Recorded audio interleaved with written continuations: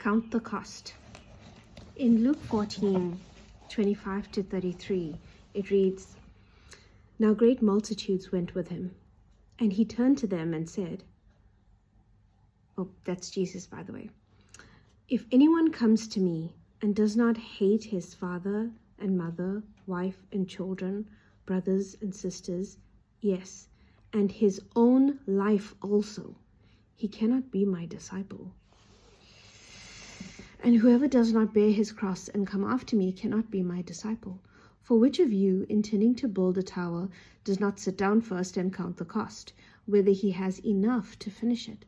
Lest after he has laid the foundation and is not able to finish it, all who see it begin to mock him, saying, 'This man began to build and was not able to finish?'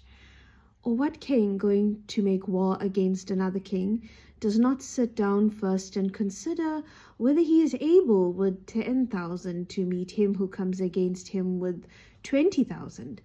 Or else, while the other is still a great way off, he sends a delegation and asks conditions of peace. So likewise, whoever of you does not forsake all that he has cannot be my disciple." Sometimes the words of Jesus are really hard. What is he saying here? Is he actually telling us to hate everyone? No. Because Jesus prioritizes love. So what is he really trying to tell us here? You see, he says his father, mother, wife and children, brothers and sisters, and his own life also. I think he's talking about priorities. Who do you love and put first in your life? Because if you're going to put any one of those relationships which are good on their own, but if you're going to put any one of those relationships above your relationship with God, it's not going to work for you. I realized that when I started prioritizing things over my relationship with God, that things would take a turn for the worst. Probably, okay, maybe not worst, but things wouldn't be going so well. And gradually, not generally, suddenly, it would gradually slip, or decline. And I noticed that things are way better when you put God first daily. So what he's really saying here is a continuation of John, where he speaks about abiding in the vine. If you aren't able every day to prioritize God, then you can't be a disciple of his. It's just not going to work. It's just like how they say, it's better to gym half an hour daily rather than 1 or 2 or 3 or even maybe 5 hours once a week. You cannot be a Sunday Christian. You have to be a daily follower. You have to put him first. You have to be reading the word. You have to be praying and submitting to him and submitting to his leadership and his teaching. That's what it is to be a disciple, to follow him. Sometimes it's not going to make sense to allow things to happen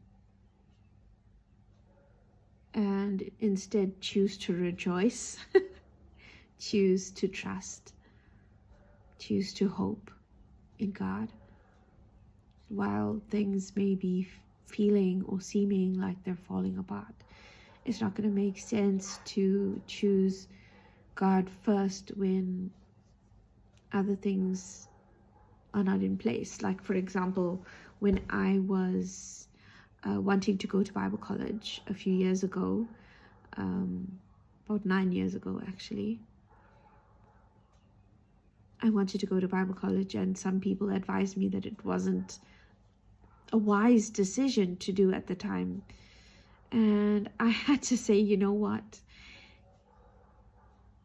Considering what I'm facing, it is actually imperative that I go. It's life or death.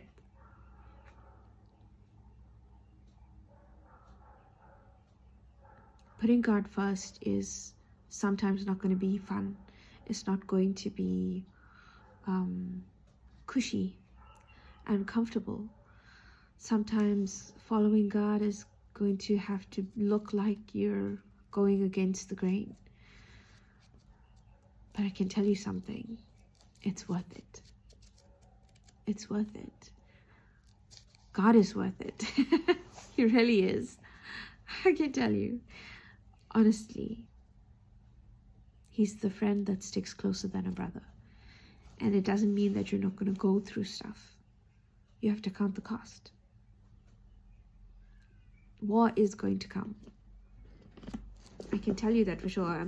People used to ask me before, how come if you give your life to God that, things don't go well for you? How come, you get attacked? They've heard stories about other people who have given their life to God and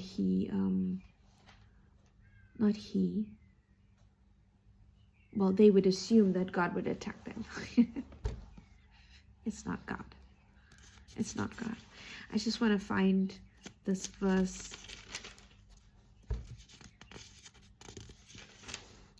So it's Isaiah 59 verse 15. It says, "So truth fails, and he who departs from evil makes himself a prey." He who departs from evil makes himself a prey. Ultimately, we're in a battle. And if you're going to stop sinning, unfortunately, one of the consequences is that you're going to make the enemy upset and he's going to want you back and he's going to take you out. He's going to try to. And he's going to make it look like following God is a bad idea or not worth it. But I can tell you, no matter what the cost is, no matter what you're going to go through, no matter the tribulation, the persecution, the slander, the misrepresentation, the misunderstanding, you know what? Ultimately, it's worth it. Jesus is worth it. I promise you, that's the only thing I'm sure of. Jesus is worth it. Hang in there. I'm going to try doing more structured lessons and things. I didn't really want to teach, to be honest. I don't want to teach. Teachers are held to a higher standard. That's scary. But it's our duty to lay our lives down. And so I'm getting there. There's grace for me and there's grace for you.